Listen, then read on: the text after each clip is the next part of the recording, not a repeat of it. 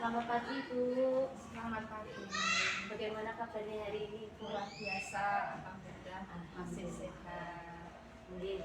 Jadi begini Bu, tujuan saya ke sini saya mau melakukan wawancara begitu sama Ibu tentang pengambilan keputusan yang berdasarkan pada nilai-nilai kebajikan. Jadi begitu Bu, ini adalah tugas saya sebagai calon guru penggerak angkatan yang ketujuh. Jadi nanti saya ingin belajar dari pengalaman Ibu tentang bagaimana cara Ibu mengambil sebuah keputusan, di mana Ibu mengalami sebuah kasus atau dilema gitu ya Bu ya.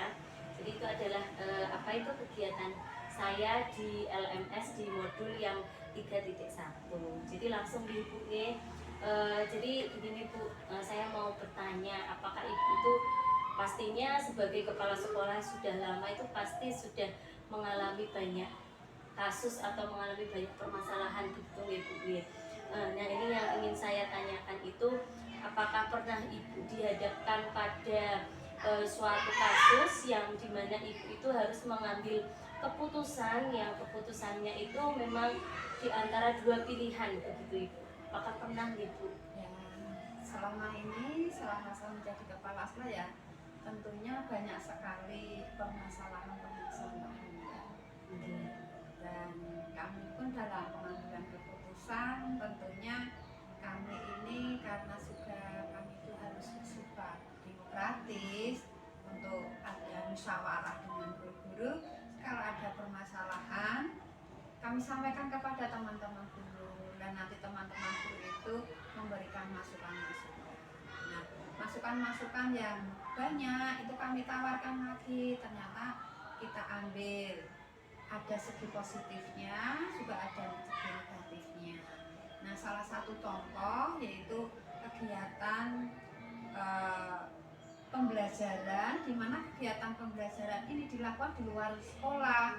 Karena pada semester ini khususnya kelas 5 itu ada kegiatan renang. Nah, sekolah itu kan tidak punya kolam renang, sehingga kita harus keluar. Nah, keluar itu berarti kan juga membutuhkan waktu, biaya, dan kita juga harus seizin dengan orang tua. Maka kami selaku kepala sekolah juga berkomunikasi tentunya dengan guru kelas. Kami berharap guru kelas ini nanti untuk berkomunikasi dengan orang tua, sehingga dalam kegiatan ini nanti bisa terlaksana, karena memang pendidikan itu didukung dari sekolah, masyarakat, dan keluarga. Nah, karena anak-anak ini harus keluar, maka setelah guru kelas ini berkomunikasi dengan orang tua, akhirnya sudah mendapatkan persetujuan. Dan kami selaku kepala sekolah, biar semuanya ini dapat. Toh nanti kalau sudah keluar renang pagi, jam olahraga itu biasanya pagi, itu capek, anak-anak sudah lelah untuk mendapatkan pendidikan.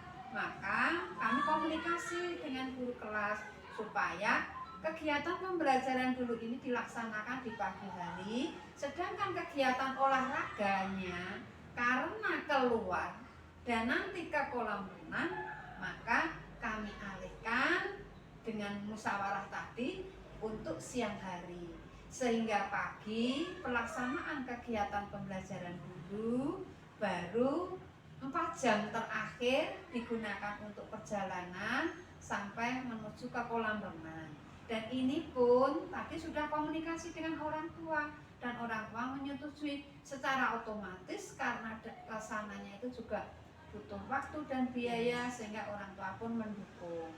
Dan sekolah pun juga kami berharap, karena ini adalah kegiatan sekolah, ke arah untuk ke kolam renangnya itu ya diusahakan ini ada dana dari sekolah, bagaimana caranya sehingga anak ini ya tetap melaksanakan kegiatan baik di sekolah maupun di luar.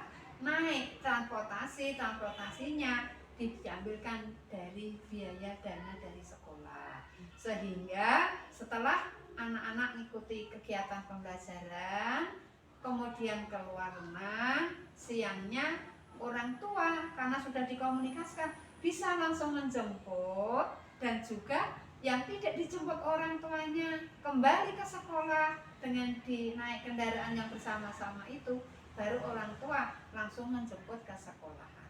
Sehingga keputusan ini kami bersama-sama dengan guru dan juga orang tua, sehingga tidak ada permasalahan di belakang nanti.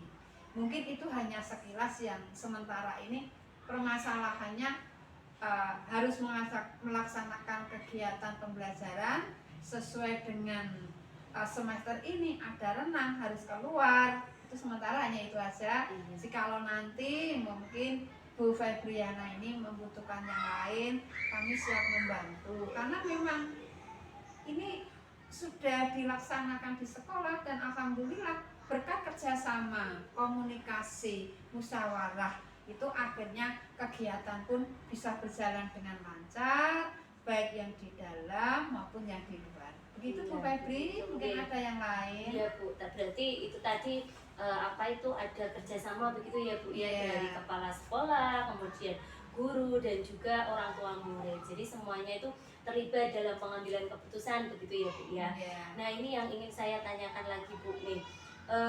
Namanya juga suatu keputusan ya Bu ya, kadang memang ada pro atau kontra. Jadi apakah dalam Ibu mengambil keputusan itu ada seperti ada tantangan atau hambatan untuk memutuskan hal yang Ibu ambil itu tadi? Nah, dalam pengambilan keputusan tentunya kadang-kadang itu dengan guru-guru ada yang istilahnya setuju, tidak setuju. Tadi yang dikatakan yaitu pro dan kontra. Maka jika kami ada sesuatu masalah, kami kembalikan ke Bapak Ibu guru. Kita ambil segi positifnya dan juga segi negatifnya. Dan pasti dari Bapak Ibu guru ini pasti akan mengeluarkan pendapat-pendapatnya.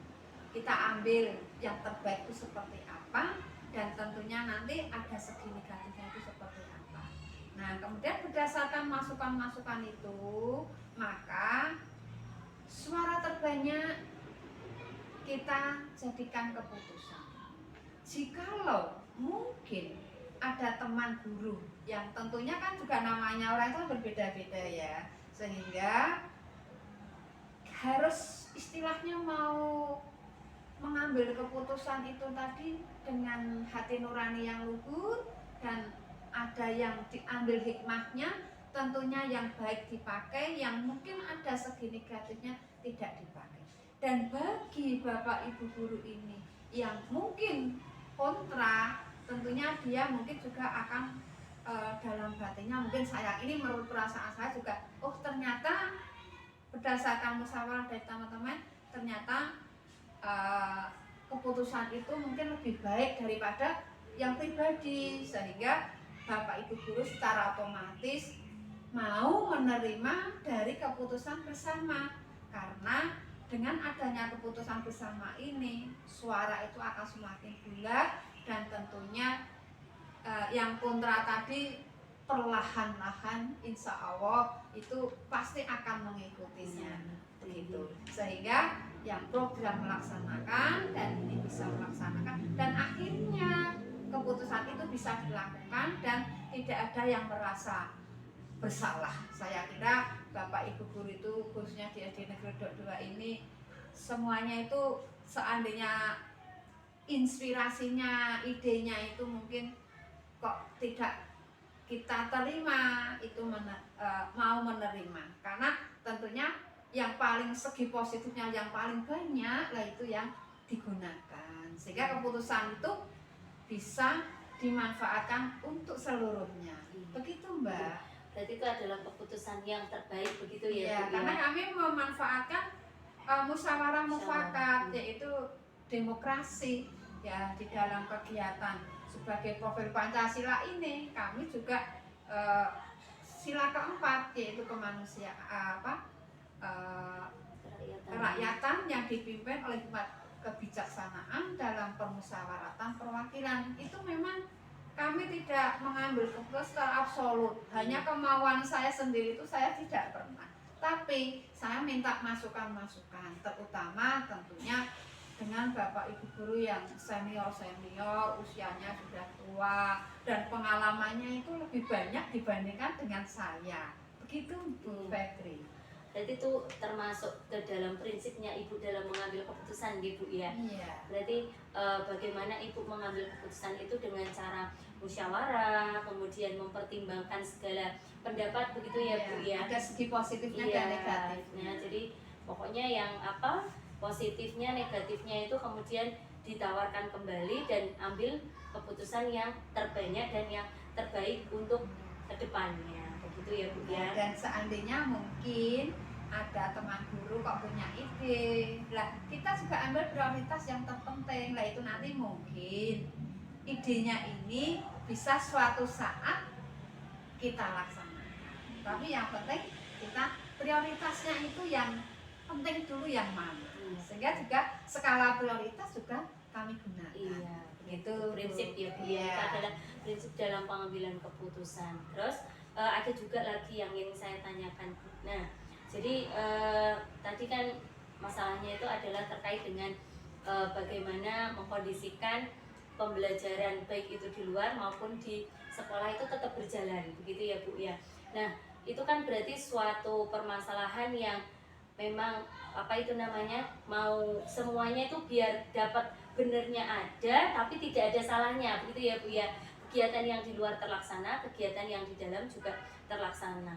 Jadi dari permasalahan itu, menurut Ibu tadi, permasalahan yang sedang Ibu alami itu berarti masuknya ke dilema etika atau masuk dalam rujukan moral. Jadi kalau dilema etika itu kan memang suatu keputusan yang benar lawan benar, atau yang rujukan moral itu adalah suatu keputusan yang ini adalah keputusan yang satu itu benar, yang satu itu ternyata memang keputusan ini salah, begitu. Jadi kalau menurut Ibu ini masuknya kemana Ibu? Menurut kami bahwa keputusan ini memang keputusan yang moral ya, moral juga bisa masuk. Kemudian yang etika, satu dilema ya, etika. dilema etika pun juga bisa masuk dua-duanya. Jadi kami juga mengkondisikan dua-duanya ini seiring sejalan sehingga tidak saling merasa direndahkan atau bagaimana, tapi saling mendukung dan saling istilahnya menyadari. Dan kami pun juga menyadari juga kondisi masing-masing antara guru muda dengan guru tua itu kadang-kadang juga berbeda. Jadi kami mengkondisikan pengambilan keputusan ini ya secara moral kami juga melaksanakan maupun secara etika kami juga menyadari. Begitu Bu Febri. Ya, okay. Ada yang lain mungkin? Cukup mungkin Ibu. Jadi pengalaman ini sangat luar biasa sekali. Jadi mungkin ini akan menjadi pembelajaran saya ke depannya bagaimana saya menghadapi suatu kasus nantinya dan bisa belajar dari Ibu juga. Ke depannya saya juga akan bertanya lagi dengan Ibu. Mungkin cukup untuk kegiatan hari ini Ibu. Mungkin kalau ada permasalahan yang lain lagi nanti saya juga bisa bertanya dengan Ibu. Terima kasih Bu Febri. Suatu saat jika membutuhkan saya siap untuk membantu dan mungkin juga menjawab karena mungkin pengalamannya Bu Febri dengan saya mungkin lebih banyak saya karena juga masa kerja juga banyak dan ini kan juga masih taraf belajar. Semoga nanti benar-benar Bu Febri ini nanti jadi guru yang profesional dan kerja dengan hati dan ikhlas. Begitu Bu Febri, mohon maaf saya akhiri. Selamat siang. Wassalamualaikum warahmatullahi wabarakatuh. Waalaikumsalam warahmatullahi wabarakatuh. Mohon pamit nggih Bu. Iya, dereke.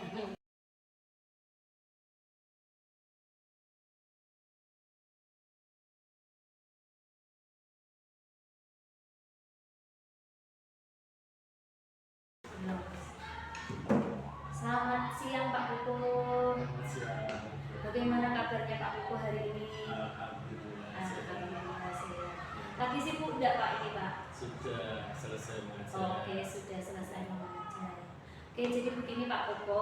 Hari ini saya akan melakukan kegiatan wawancara dengan Pak Kuku. Nah, ini terkait dengan tugas saya sebagai calon guru penggerak. Jadi ada tugas di LMS modul 3.1 itu tentang keputusan atau pengambilan keputusan yang berpedoman pada nilai-nilai kebajikan. Jadi nanti saya ingin belajar dari kasus-kasus atau pengalaman yang dialami oleh Pak Kuko, di mana Pak Kuko itu mengambil sebuah keputusan dari kasus yang Pak Kuko alami begitu. Jadi nanti mungkin Pak Kuko ada pengalaman mengambil keputusan dari suatu pilihan yang mungkin adalah keputusan yang terbaik, dan itu adalah kasus yang mungkin agak rumit atau kasus yang sederhana, tidak masalah begitu Pak Kuko. Jadi langsung ya Pak Kuko ya, mungkin Pak Kuko bisa menceritakan. Jadi Pak Kuko punya pengalaman atau mengalami kasus yang memang harus mengambil keputusan, contohnya apa Pak Kuko? Dulu pernah terjadi ketika saya di kelas 5B tahun pelajaran 5B waktu itu saya ada panggilan untuk PPG. Nah, kebetulan kan sebenarnya saya di PPG itu kemarin pas di tesnya itu saya tidak lulus, tapi ternyata kok ada panggilan lagi di angkatan 4. Saya masuk kuota di angkatan 4 itu. Dan karena panggilan mendadak, otomatis kan saya juga belum persiapan atau belum ada kesiapan terkait saya ikut di PPG itu nanti gimana, saya juga belum tahu. Itu panggilan kan mendadak. Nah, waktu itu kan terjadi dilema juga, ini saya mau ambil atau saya enggak. Kalau saya ambil itu nanti gimana. Kebetulan kan waktu itu juga kita sudah mulai pembelajaran tatap muka terbatas. Jadi nanti anak didik saya itu gimana nanti ketika saya ikut, walaupun PPG waktu itu juga masih dilakukan secara daring, secara online, namun kan juga pastinya menyita waktu dan jadwal itu harus saya sinkronkan dengan nanti ketika sudah pembelajaran tatap muka terbatas, pastinya kita juga harus melakukan kegiatan belajar mengajar. Nah itu kemarin setelah saya pelajari di lampiran-lampiran dari dokumen-dokumen persyaratan, dokumen formulir pendaftaran peserta PPG, ternyata alhamdulillah di situ ada surat dari kementerian, ternyata ada kita itu boleh dibebas tugaskan. Nah itu walaupun tertera di situ boleh dibebas tugaskan, tapi kan kita juga tidak mungkin Pak terus enak-enakan. Nah, masih terjadi dilema juga lagi. Nah, nanti siapa yang menggantikan saya mengajar di kelas? Nah kebetulan karena kami juga kemarin juga konsultasi dengan Ibu Kepala, dan adalah kemarin guru yang menggantikan mengajar di kelas saya.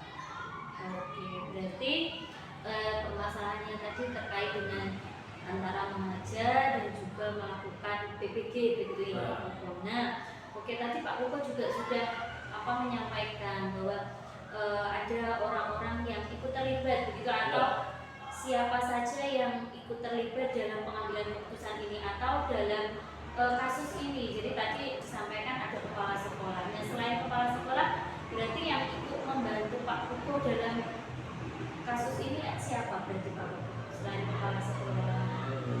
Saya kemarin juga bertanya dengan angkatan PPG sebelumnya kemarin, dimana kalau tahun yang sebelum-sebelumnya kan, ya setahun sebelum saya itu kan masih pandemi total. Jadi mungkin ibaratnya tidak ada yang mengganti mengajar, kan tetap bisa berjalan karena pembelajaran secara daring. Tapi karena kemarin itu pas angkatan saya itu kebetulan juga sudah pelaksanaan pembelajaran tatap muka terbatas, akhirnya saya konsultasi dengan ibu kepala sekolah, dan kebetulan ada rekan Yulis itu yang ditunjuk oleh Bu Kepala untuk menggantikan kelas saya. Oke, kemarin juga sudah berjalan di pembelajaran di kelas saya digantikan oleh guru selama saya mengikuti PPG. Tapi di tengah perjalanan juga ternyata ya ada masih terjadi kendala juga waktu itu. Jadi ketika pengganti saya itu juga berhalangan, nah otomatis kan saya juga harus double istilahnya double itu saya juga ikut PPG dan juga harus siap mengajar juga. Tapi memang ternyata pengalaman seperti itu tidak hanya dialami oleh kami dan teman-teman seangkatan saya, sekelompok saya juga sama. Mereka juga ya PPG ya sambil ajar karena ternyata beberapa itu tidak ada yang menggantikan atau hanya jumlah gurunya saja di sekolah bahkan kurang, apalagi di tempat-tempat yang di luar Jawa itu satu sekolah hanya 4 orang. Kebetulan di tempat kita kan enak gurunya banyak, jadi bisa saling melengkapi, saling bekerja sama dengan baik. Itu saya sangat bersyukur sekali ada yang membantu. Berarti ada yang membantu ya Pak, kepala sekolah, ada guru juga yang membantu Pak Kukuh untuk mengajar. Nah ini Pak Kukuh, terkait dengan kasus tadi Pak Kukuh. Jadi kalau menurut Pak Kukuh ini kan tadi masuknya apa Pak Kukuh? Apakah ini masuk ke dalam rujukan moral atau masuk ke dalam dilema etika? Jadi kalau rujukan moral itu adalah keputusan yang Pak Kukuh ambil itu adalah suatu kasus di mana itu benar melawan salah, itu adalah masuknya ke rujukan moral. Tapi kalau yang dilema etika itu benar melawan benar, jadi keputusan apapun yang Pak Kukuh ambil itu nanti semuanya benar, tidak ada yang salah gitu. Jadi kalau menurut Pak Kukuh berarti ini permasalahan atau kasus yang dialami Pak Kukuh ini masuk di mana Pak Kukuh? Masuknya ya masuk di dilema etika karena di situ kan saya kan sudah di surat pernyataan yang ditandatangani kepala sekolah kan saya sebenarnya sudah dibebas tugaskan. Walaupun saya tidak mengajar di kelas saya pun sebenarnya saya itu sah karena sudah ada surat pernyataan bermaterai dan itu bermaterai dan saya bebas tugas selama mengikuti PPG. Namun juga tega ketika yang menggantikan itu berhalangan, otomatis saya juga karena PPG daring, jadi saya bisa nyambi ngajar juga kan menyesuaikan jadwal di PPG kan tidak setiap kali Zoom itu tidak. Jadi ada pas jadwal saya juga kosong bisa ngisi gitu. Jadi kita memang saya kemarin sangat tulis juga atur jadwal, kadang yang waktu saya kosong saya juga mau untuk mengajar. Gitu ya Pak Kukuh. Nah ini lanjut Pak Kukuh. Nah dari pengambilan keputusan yang Pak Kukuh ambil tadi ya, tahapan yang dilakukan oleh Pak Kukuh ini apa? Bagaimana? Jadi misalnya Pak Kukuh melakukan kegiatan apa dengan Bu Yuli? Jadi tahapannya itu bagaimana dalam mengambil keputusan ini Pak Kukuh? Kalau kemarin sih sebenarnya juga dapat dukungan dari kepala sekolah juga karena memang PPG itu kan juga menentukan nasib kita ke depannya, berarti menentukan kesejahteraan juga kan itu. Jadi saya dimotivasi dan didukung untuk diambil dan mengikuti PPG itu dan fokus di kegiatan PPG. Dan saya ambil langkah juga dengan Bu Yulis. Sebelum Bu Yulis masuk di kelas kami juga kita sudah koordinasi terkait materi, terkait perencanaan pembelajaran nanti bagaimana itu kita juga berkoordinasi. Jadi Bu Yulis melanjutkan apa yang sudah saya sebelum mengikuti PPG kan kemarin saya sudah masuk di sebelum PTS waktu itu di PTS. Jadi di sebelum PTS kan yang mengajar saya dan setelah saya ikut PPG kan dilanjutkan kita kerjasama. Dan setelah saya PPG pun juga pas berhalangan dulu juga kita juga tetap komunikasi karena gimana ya, semuanya itu kan demi pelayanan anak yang terbaik. Betul sekali. Nah oke, lanjut nih Pak Kukuh, pertanyaan yang selanjutnya. tantangan dalam menghadapi kasus ini atau selama proses perjalanan ini PPG, kemudian mengajar juga. Nah itu tantangannya apa ini Pak Putu? Untuk tantangannya, ya tadi salah satunya ya tadi ketika saya pas ada jadwal untuk Zoom dan di kelas saya kebetulan Bu Yulis juga berhalangan, artinya saya ini harus putar-putar, yaitu harus juga memang kewajiban ikut Zoom, tapi juga kewajiban anak yang harus dilayani dengan baik itu juga harus dilaksanakan. Maka itu menurut saya itu menjadikan waktu itu benar-benar saya ini harus apa ya, harus double aktivitas waktu. Jadi yang mengajar ya ikut Zoom itu pengalaman yang kemarin yang membuat saya juga sebenarnya agak kerepotan juga ketika ada Zoom, harus mengajar juga, tapi sudah bisa beratasi dengan baik juga. Nanti tetap berjalan ya, Pak Putu. Nah oke, lanjutnya ketika Pak Putu mengambil keputusan itu tentunya Pak Putu punya prinsip. Nah coba kalau boleh tahu prinsip yang Pak Putu tanamkan di dalam diri Pak Putu untuk mengambil keputusan ini tuh prinsip yang seperti apa Pak Putu? Jadi apa Pak Putu prioritas dulu atau punya prinsip yang lain gitu Pak Putu? Ya kembali ke itu tadi, karena kita itu bukan sebagai pelayan ya, tugasnya kan melayani. Kalau saya lebih memprioritaskan ke pelayanan anak. Jadi walaupun juga ada kewajiban itu, tapi kalau bisa ya anak jangan dilupakan. Anak memang harus kita utamakan, dan waktu pembelajaran tatap muka terbatas waktu itu kan kita juga belum jamnya kan juga belum full. Jadi hanya pembelajarannya hanya beberapa jam saja, hanya 2 GP atau berapa kemarin itu. Jadi belum sampai full pembelajaran, itu belum, hanya terbatas saja. Jadi waktu itu saya tetap fokus pada pelayanan terhadap anak, saya prioritaskan. Berarti itu ya Pak Putu. Nah oke, mungkin cukup segitu Pak Putu. Jadi luar biasa sekali pengalamannya Pak Putu ini. Semoga nanti saya dapat belajar dari pengalaman Pak Putu dan bisa belajar dari pengalaman Pak Putu yang lain.